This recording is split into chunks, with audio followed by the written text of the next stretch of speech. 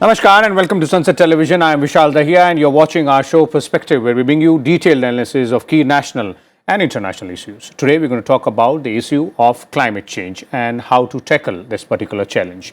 Now, the Rajya Sabha on Thursday took up short duration discussion on the serious effects of global warming and the need for remedial steps to tackle it. In initiating the discussion in the upper house, Tiruchi Siva of DMK expressed concern over global warming. Other members who participated in the discussion said the government should take a holistic approach by coordinating across various ministries and bringing agencies together to tackle the effects of global warming. Government is likely to respond to the discussion in the upper house on Monday next week.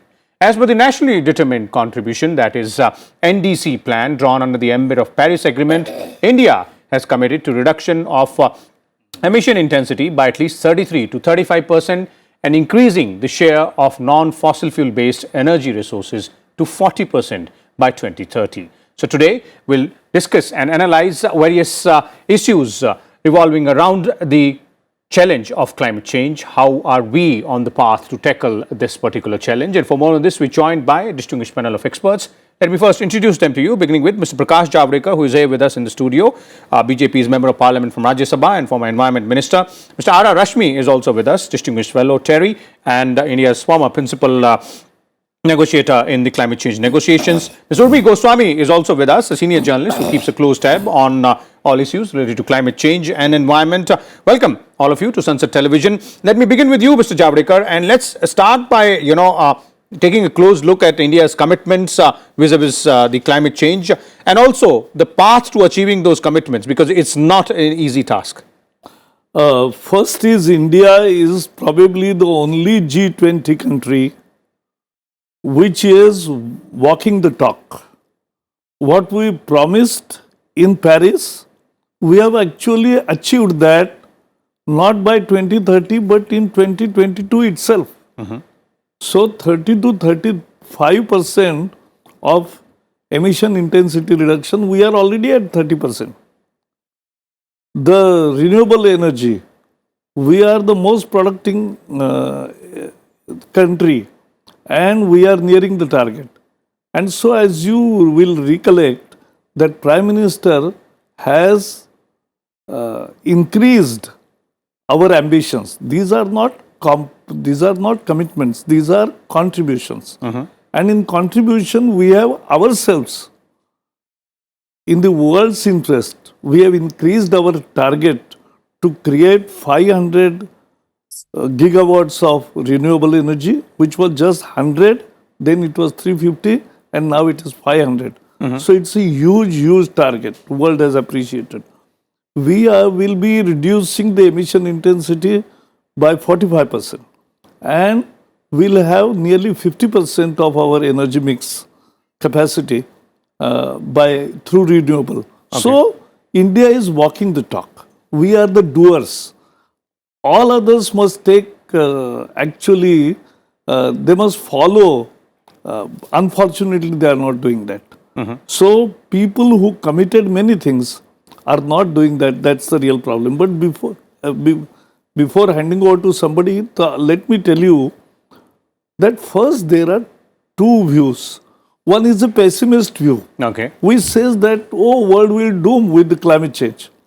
Climate change is a problem, but world doesn't doom. There was film 2012, which predicted that the world will doom in 2012. But it did happen. We are now sitting in 2022. Because science makes progress every year.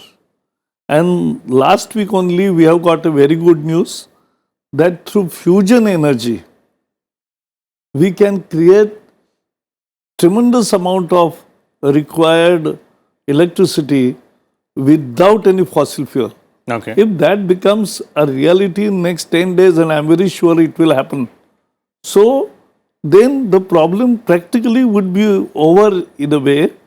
But more importantly, why this climate change is now troubling us? Because it's a historical scene of developed countries which benefited from emissions starting from industrial revolution. So carbon remains in atmosphere for more than 100 years. And therefore, our historical contribution is just 3%. And even our current emissions are only 7%. And we are 17% of the world population. But still, we are doing our best. Unfortunately, developed countries are not doing best. That is the point I want to make. Okay, indeed, that is a point which has been made by India time and again. Mr. Rashmi, I'd like to bring you in here, and vis-a-vis the overall scenario of the threat being posed by climate change, how would you assess that? As Mr. Javadekar is saying that, our science does make progress on a regular basis, and we do tend to find solutions to the challenges. But in this case, how are we progressing ahead? How are we moving ahead? Is it satisfactory? Well, let me divide the problem in two parts.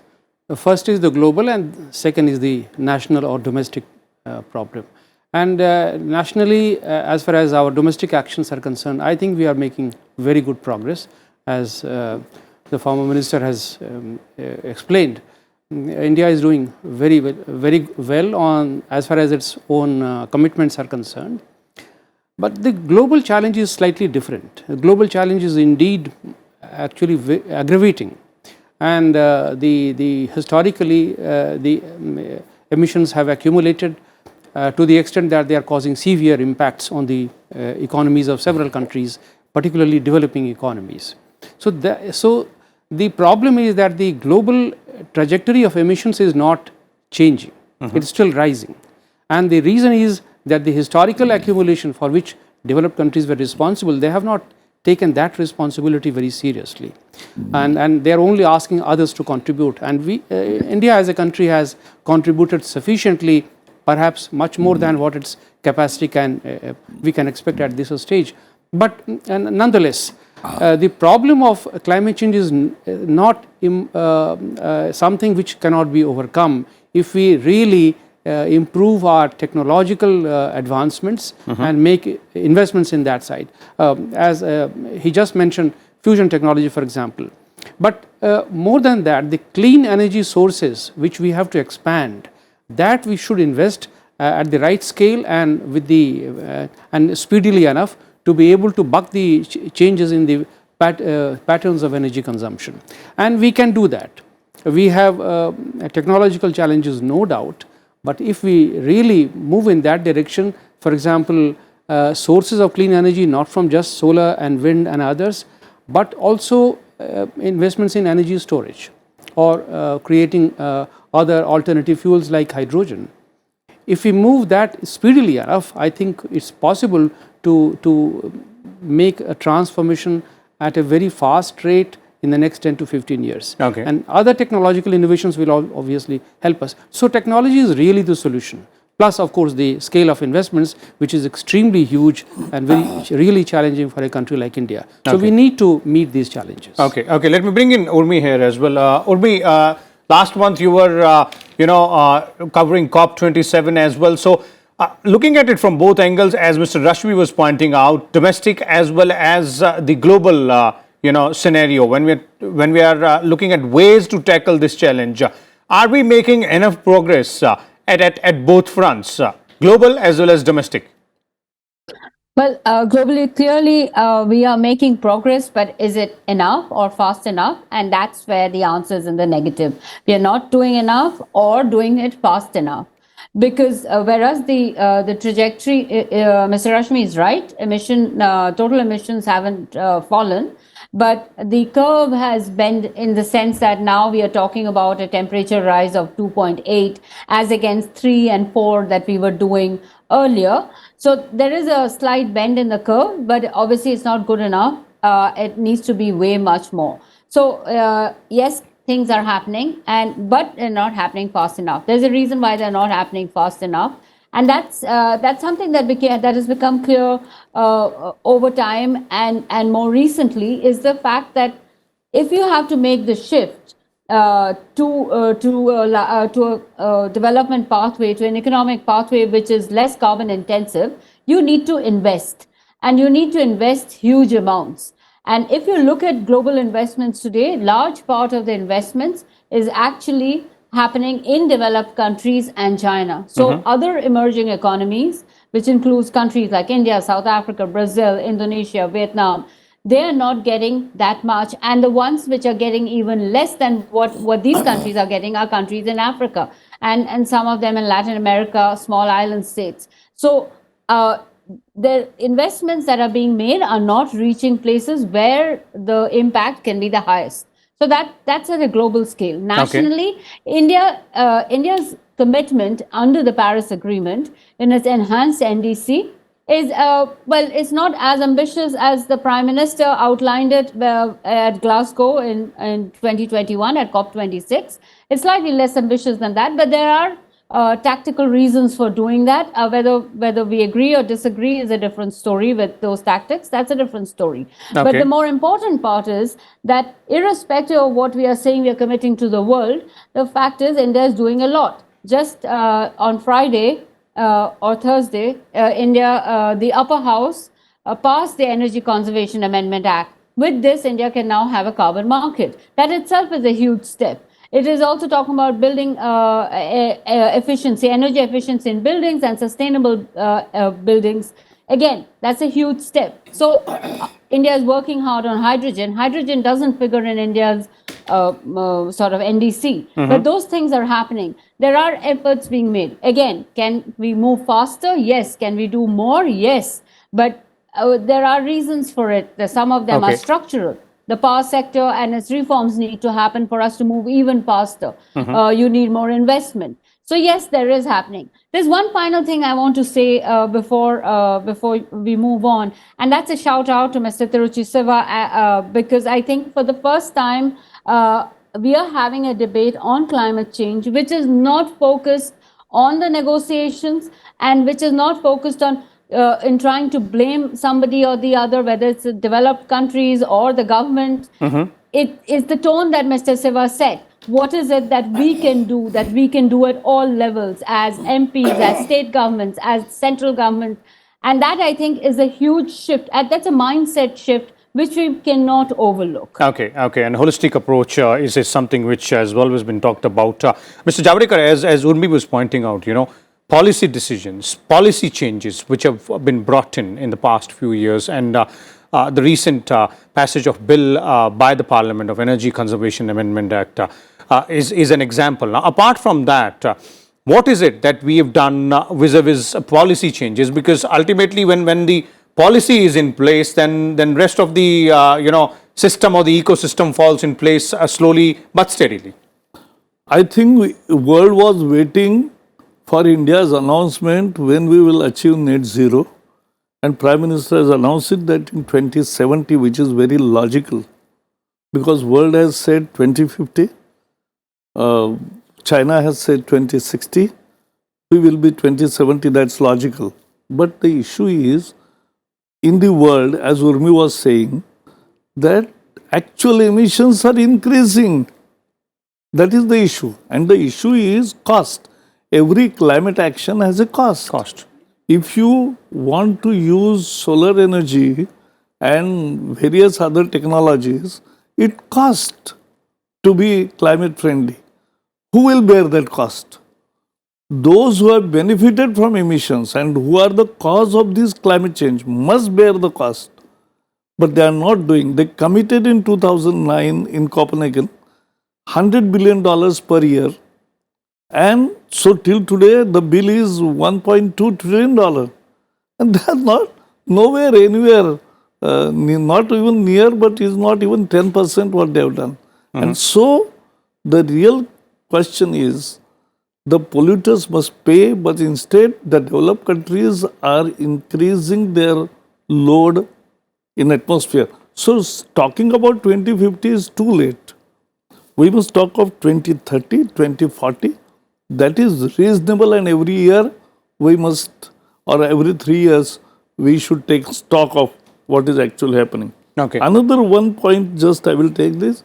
People, even in Rajya Sabha debate, I thought that people have some wrong notion about net zero. It is not zero emission. It's net zero emission. It is net zero emission is if you are emitting certain quantity which will reduce, but still that will be compensated by your greener actions.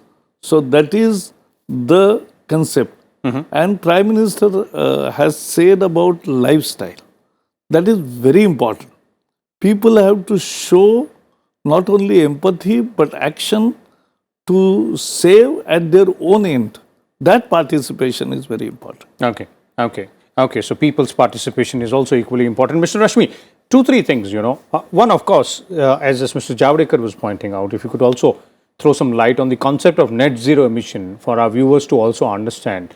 How do we arrive that? What does it actually mean? And when we're talking about, domestic policy issues, of course, as Mr. Javadekar said, polluters must pay, and developed countries, those who've been involved in emissions of their more than their quota have not been making due amends.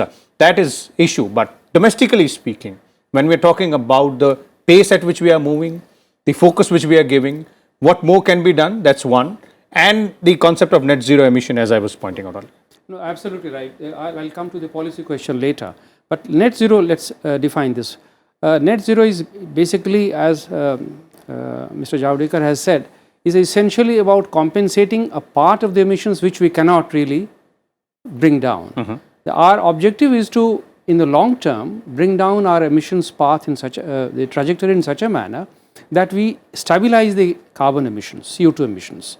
And that can be done by sequestering carbon in some other forms, like for example through forests, or producing cleaner sources of energy, and then trying to compensate the more carbon intensive sources of energy with low carbon sources. Okay. And so that is where the carbon credit trading scheme comes into play, the one which is very important part of the energy conservation amendment bill. No, markets can play a role in offsetting it. So somebody emits, somebody creates carbon emissions, and those who are more efficient in reducing their energy consumption and bring down their carbon emissions, they can trade. So the surplus units and the deficient units can trade amongst each other, but that's only an offset. It doesn't bring down the overall emissions. Okay. But the net zero emissions, basically the concept says that if in the economic system we are not able to bring down the carbon emissions below a certain level, we can compensate this by sequestering the carbon in some other form. And the forests are the best sink, creating larger green cover. Oceans are also a sink. So we can go to the ocean systems which and improve the blue economy and the forest, the green cover in the forests. That's one way of sequestering carbon and reducing the overall emissions, even if the gross emissions still keep rising. In fact, some of the modeling studies which we have done in TERI, they say that even if we use all kinds of clean energy sources and change our technologies in form of low carbon technologies, even then, because of our energy consumption and rising needs, there will still be almost 3 billion tons of carbon emissions left in the system in 2050, and that we will have to sequester in any case. So forests are a very important and integral part of our net zero strategy. Okay. Now let me come to the policy at the domestic level. Now I'll leave aside the global financing question because that's a very difficult and intractable question. In fact, the track record of the global finance has been very disappointing.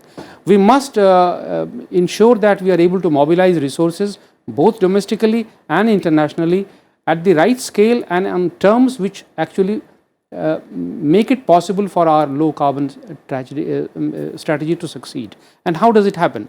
So far, most of our climate financing needs have been met domestically, almost to the extent of 80%. But now the climate change targets which Prime Minister has set for ourselves, 500 gigawatts of energy by 2030. And we have only set up almost just about 175,000 was supposed to be set up by 2022. We are still a little short of that. So there is almost 60% jump in the total energy capacity that we have to create in the next 8 years. This requires a huge level of investment, almost to the extent of $300 billion. That is some of the estimate. So how do we mobilize this kind of resources? So we will have to use the markets, we will have to use the private sector, we will have to use the international and domestic financial institutions, and some kind of system which brings down the risk for the investors. Okay. The investors, unless they see some kind of a risk mitigation instrument, they will not invest. in the green sectors are costly, as Mr. Javadekar was pointing out. There is a cost involved there. So that cost has to be minimized, and we have to address the risks both domestically and in the international financial system.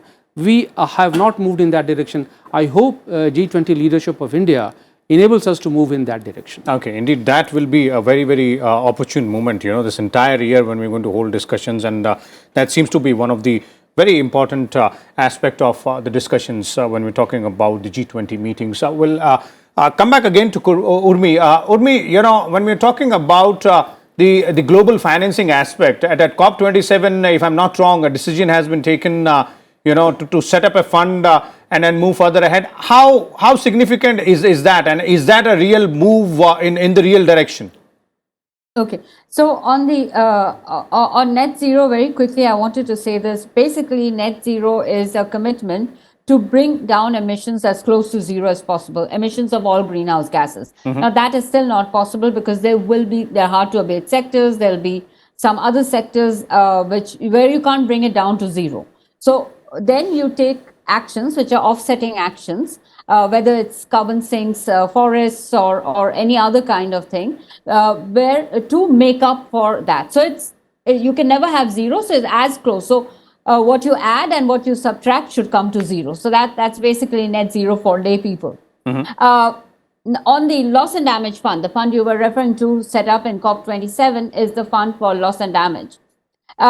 It is a huge political victory for the developing world, because it is an acceptance and admission of what the impacts of climate change, impacts such that you have no way of protecting yourself against it. There's no way you can adapt to it. Islands vanish, coastlines vanish. Those are damages from which there is no recovery.